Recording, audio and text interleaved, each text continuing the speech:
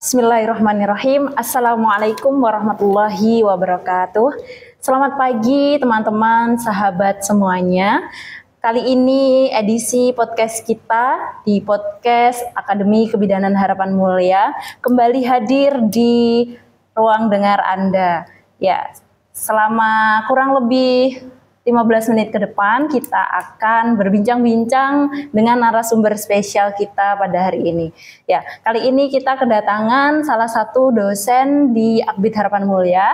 Beliau adalah Ibu Nur Aida Yuliana, STRKEP MKM. Baik, kita sapa narasumber kita.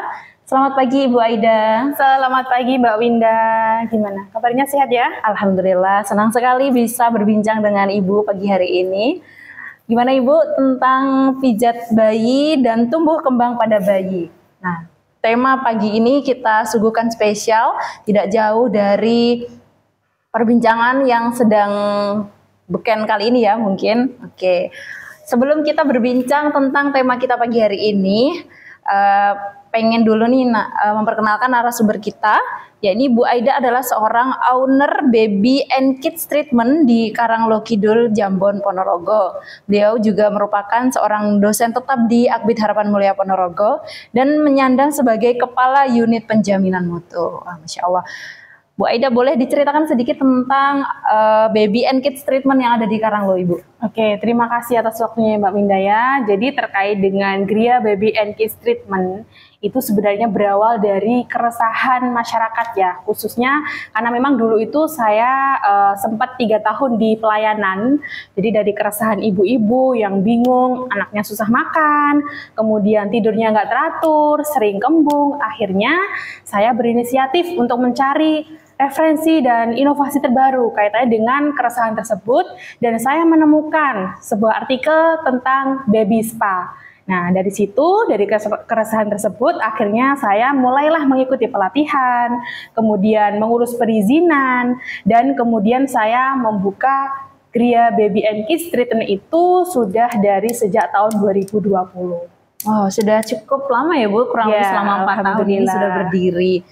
Dan itu dibuka langsung oleh Ibu Aida sendiri atau berpartner dengan siapa Ibu mungkin? Untuk pembukaan dari Gria Baby and Kids Treatment itu saya sendiri ya. Jadi saya yang mengelola kaitan sama manajemennya saya, pelayanannya juga saya, dan keseluruhannya itu saya yang megang. Luar biasa. Jadi dilakukan dengan full sepenuh hati oleh Bu Aida langsung. Iya.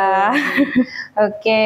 Selain itu Bu Aida mungkin di masyarakat Karanglo ini di treatment dan kids tadi, baby and kids treatment tadi, selain untuk pijat mungkin ada edukasi yang bisa disampaikan di sana, mungkin perihal keluhan apa yang sedang dirasakan oleh ibu-ibu. Ya, kalau kaitannya sama keluhan, banyak yang mengeluh anaknya susah makan ya, terus kemudian sering kembung, kemudian pola tidurnya berantakan, terus kemudian juga kaitannya sama tumbuh kembang, Mbak. Oh, itu. Jadi ternyata banyak ya problem yang kita temukan di masyarakat. Iya. Nah, maka dari itu kita akan kupas mengenai pijat bayi. Itu akan jadi solusi untuk apa sebenarnya manfaat dari pijat bayi, bagaimana pelaksanaannya, dan sejak kapan bisa diberikan. Kita langsung akan menanyakan kepada Ibu Aida.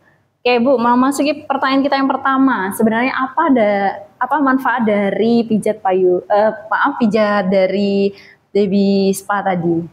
Oke, kaitannya sama manfaat ya. Jadi perlu kita ketahui bahwa masas atau pijat pada bayi itu manfaatnya itu banyak sekali ya.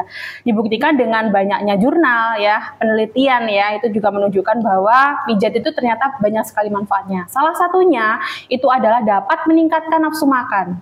Kenapa kok bisa begitu ya? Karena pada waktu kita melakukan pemijatan, jadi pemijatan pada bayi itu otomatis pemijatan lembut, itu kita juga menekankan pada titik-titik tertentu. Mungkin titik di pencernaannya, terus memberikan rasa nyaman, ya otomatis itu dapat meningkatkan dari nafsu makan anak tersebut. Nah, kemudian tidak hanya berhenti di situ Mbak Winda. Selain itu, manfaat dari masas baby itu adalah dapat meningkatkan kualitas tidur. ya. Bayi lebih rileks, nggak gampang rewel, nggak tantrum.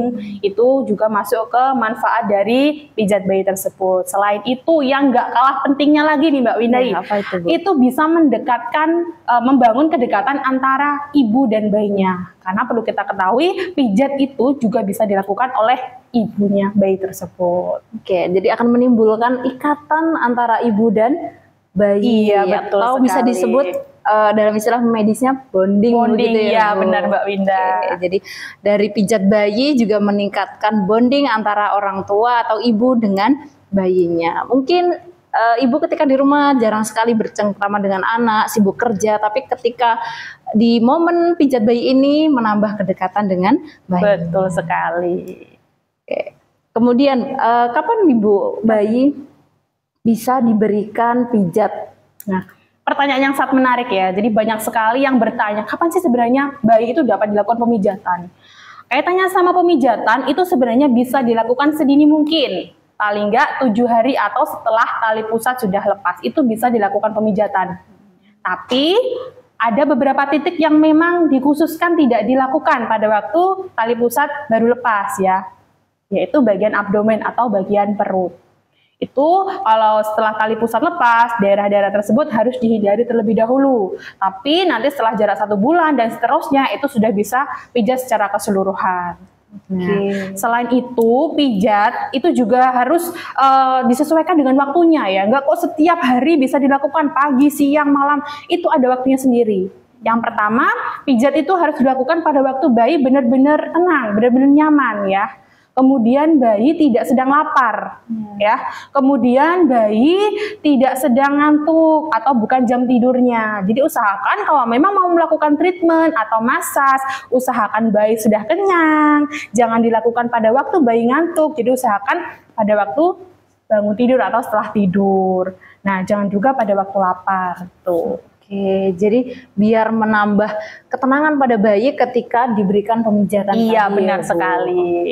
Apa kolerasi atau hubungan antara pijat bayi dengan tumbuh kembang? Ya, kembali seperti pertanyaan kita tadi, tapi lebih detailnya nih. Mungkin teman-teman pengen tahu. Ya, jadi kolerasi antara pijat atau massage dengan tumbuh kembang bayi ya. Setelah kita tahu tadi manfaatnya, salah satunya adalah dapat memperbaiki pola makan, mengoptimalkan pola istirahat. Nah, kalau bayi itu memiliki pola istirahat yang bagus, nafsu makannya juga bagus, otomatis itu pengaruhnya kemana? Pasti ke tumbuh kembang bayi tersebut. Jadi kolerasi antara tumbuh kembang bayi dengan massage ya, dari perbaikan pola makan dan perbaikan pola tidur tersebut. Oke, jadi gizi yang tercukupi dan istirahat yang tercukupi akan membuat bayi tumbuh dan berkembang dengan baik. Betul sekali.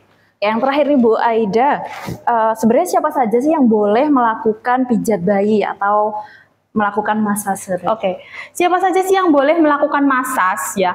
Massage itu bisa dilakukan oleh siapa saja sebenarnya. Tetapi kalau untuk masalah keseluruhan ya, full massage itu baiknya atau harusnya dilakukan oleh terapis kesehatan.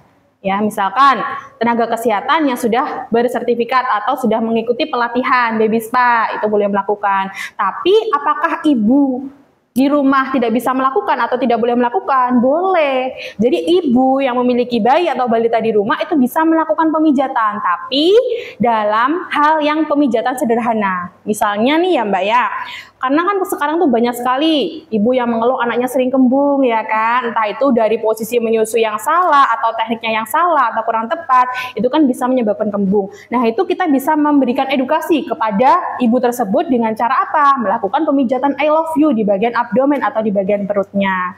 Kemudian nih kita juga bisa memberikan edukasi, misalnya anak sudah mulai tanda-tanda batuk pilek gitu, kita bisa melakukan pemijatan di area wajah. Tapi dalam konteks pemijatan yang sederhana ya, ibu-ibu bisa melakukannya di rumah.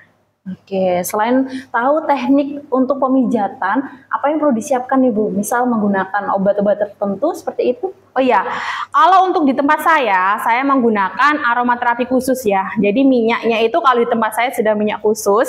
Jadi setiap minyak itu memiliki manfaat yang berbeda-beda. Misalnya nih ada berwarna-warna ya, warna-warni hari ini saya nggak bawa ya kebetulan ya. Nanti mungkin di next ya, di selanjutnya nanti akan coba saya bawakan. Jadi kalau di tempat saya itu ada beberapa minyak ya, variannya berbeda-beda. Misalkan nanti kalau anaknya susah tidur, rewel, susah makan, itu nanti saya berikan minyak yang lavender. Jadi lavender itu sudah ada sari lavendernya, kemudian ada minyak kelapanya, dan bahan-bahan alami lainnya. Nanti beda lagi nih, misalkan anak tersebut ada keluhan batuk pilek, saya kasih yang lemoners. Jadi semua minyak atau oil yang saya gunakan itu sudah bersertifikasi dan BPOM serta bahannya alami semua. Tapi ibu-ibu kalau mau massage di rumah itu bisa kok sebenarnya menggunakan VCO atau minyak kelapa dan atau baby oil itu juga bisa digunakan. Sebenarnya kan itu untuk mempermudah kita dalam memassage aja sih ya. Jadi nggak usah khawatir ya ibu-ibu, mulai dari teknik yang sederhana dengan alat yang sederhana pula menggunakan baby oil atau minyak kelapa tadi. Benar. Oke, kalau nanti pengen dapat treatment yang lebih lengkap bisa datang ke tempatnya Ibu Aida. Silahkan, monggo ditunggu kehadirannya. Oke teman-teman, itu tadi pembahasan kita tentang pijat dan tumbuh kembang pada bayi. Terakhir ini Ibu Aida boleh disampaikan closing statement tentang topik kita pada hari ini. Oke, closing statement untuk topik hari ini. Jadi pijat itu bukan hanya tentang kemewahan, tetapi itu merupakan salah satu cara untuk meningkatkan tumbuh kembang yang baik ke depannya. Oke, wah luar biasa sekali sahabat, teman-teman. Tema kita pada pagi hari ini semoga bisa menambah ilmu, wawasan, dan pengetahuan kita. Buat teman-teman yang ada pertanyaan bisa langsung DM di Instagram kita atau bisa menyimak di YouTube kita. Oke Ibu Aida, terima kasih untuk kesempatannya pagi hari ini. Senang sekali, semoga kita bisa bertemu di kesempatan lainnya. Saya Winda Mardiana undur diri dari hadapan pendengar, dari teman-teman semuanya.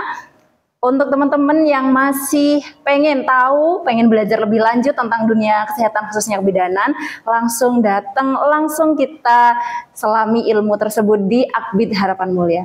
Akademi Kebidanan Harapan Mulia, kampus tepat pilihan Anda. Sekian dari saya, kurang lebihnya mohon maaf. Wassalamualaikum warahmatullahi wabarakatuh. Waalaikumsalam warahmatullahi wabarakatuh. Terima kasih ya.